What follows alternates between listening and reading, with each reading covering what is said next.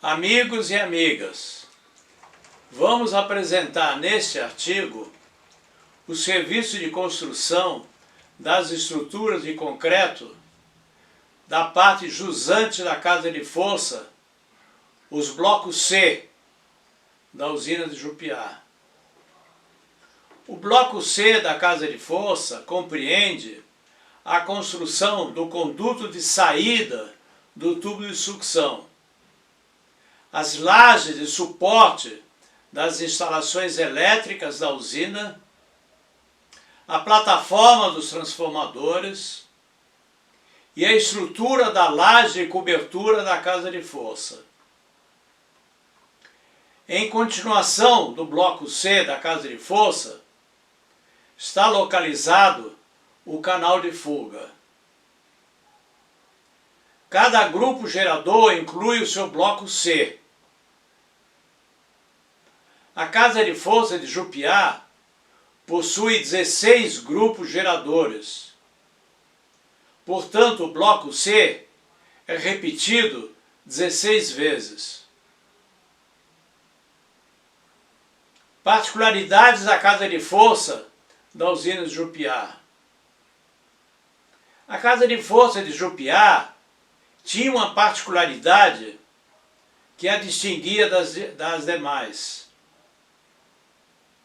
A subestação distribuidora da energia gerada pela usina foi localizada sobre a cobertura da casa de força, como se pode ver na foto acima. Tecnologia do concreto. A tecnologia de concreto usado para a concretagem das estruturas da casa de força foi a do concreto gelado, em que parte da água de amassamento foi substituída pelo gelo em escamas. Essa tecnologia não incluía o resfriamento dos agregados. O lançamento do concreto, executado com recursos plenos do concreto gelado, foi usado pela primeira vez na construção da usina de Ilha Solteira. Desenvolvimento do serviço de concreto.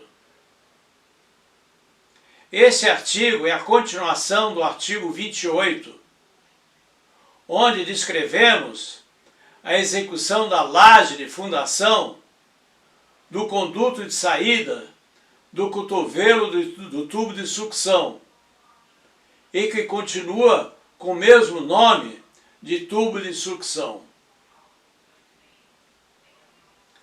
Arcos do tubo de sucção.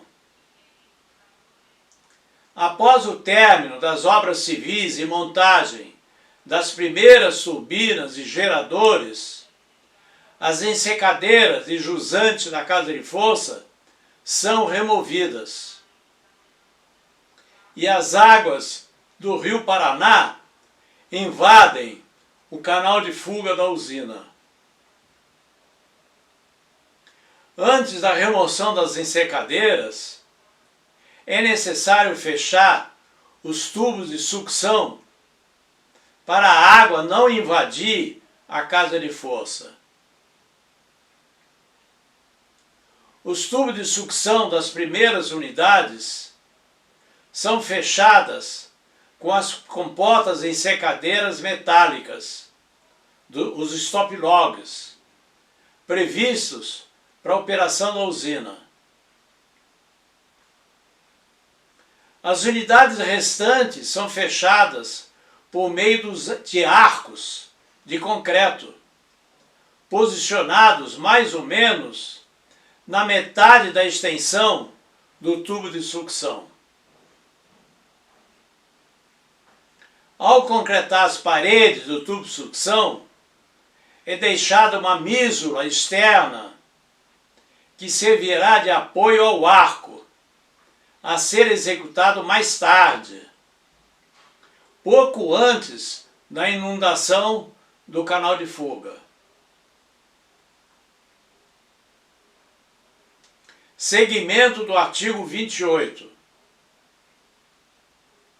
Terminada a concretagem da laje de saída do tubo de sucção, foi montada a armação das 3 paredes acima da laje.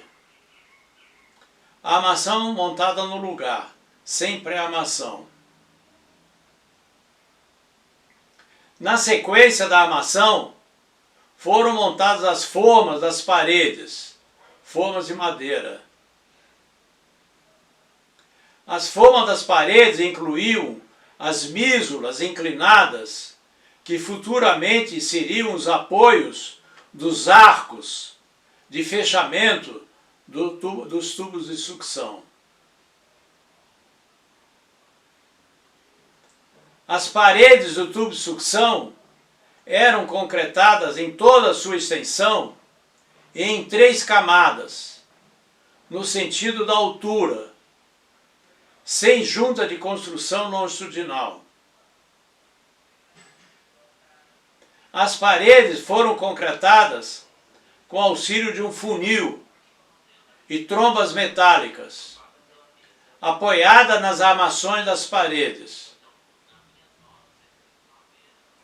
As trombas metálicas são um recurso usado para a concretagem de paredes com altura maior do que 2 metros, para evitar a segregação do concreto ao despejar o concreto da caçamba. As paredes são densamente armadas. A tromba é um tubo metálico, comprimento de cerca de 1,20 m, tronco cônico, com alças e correntes para engate nas 2 extremidades.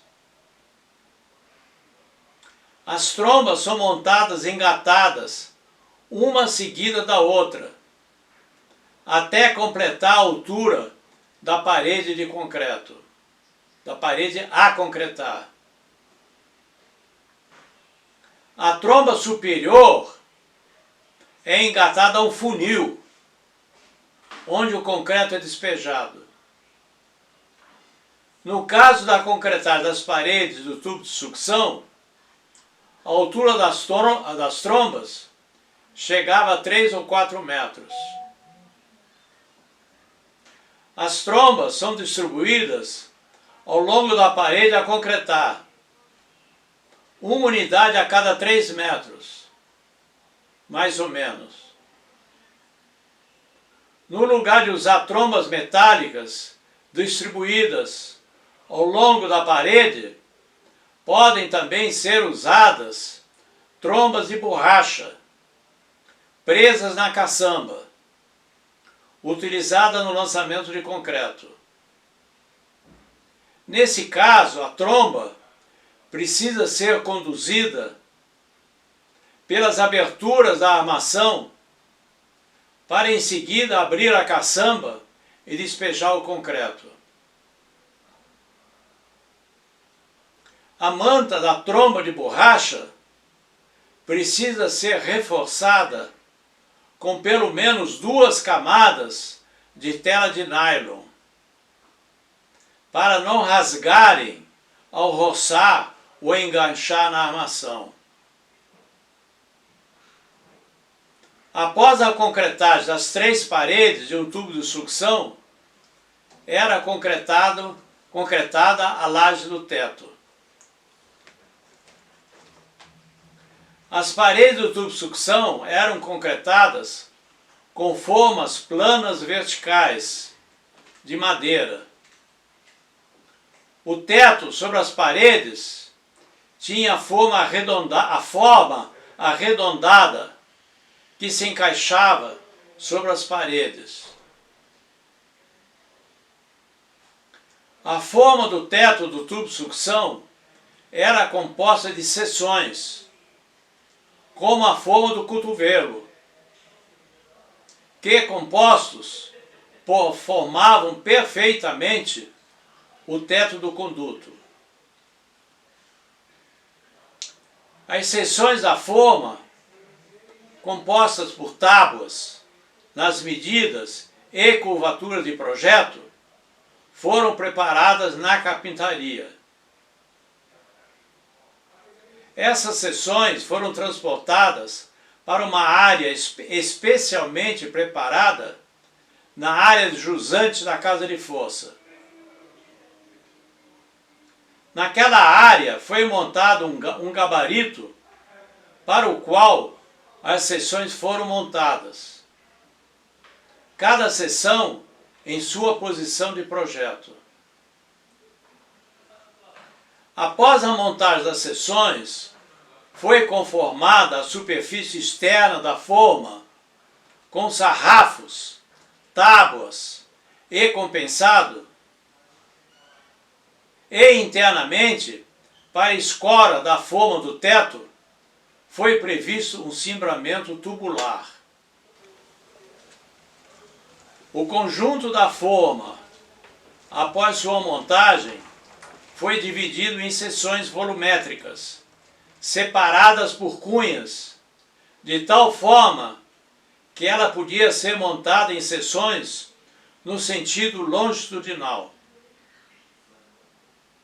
As seções foram desmontadas do gabarito e novamente montadas sobre o cimbramento tubular previamente posicionado, segundo uma sequência estabelecida no cronograma executivo. A laje do teto do tubo sucção foi concretada em 3 seções, uma de cada vez. Dividindo o teto em seções, permitia dar continuidade às camadas superiores das seções já concretadas, acelerando o cronograma no sentido vertical. Sobre cada seção da forma, foi montada a armação e concretada.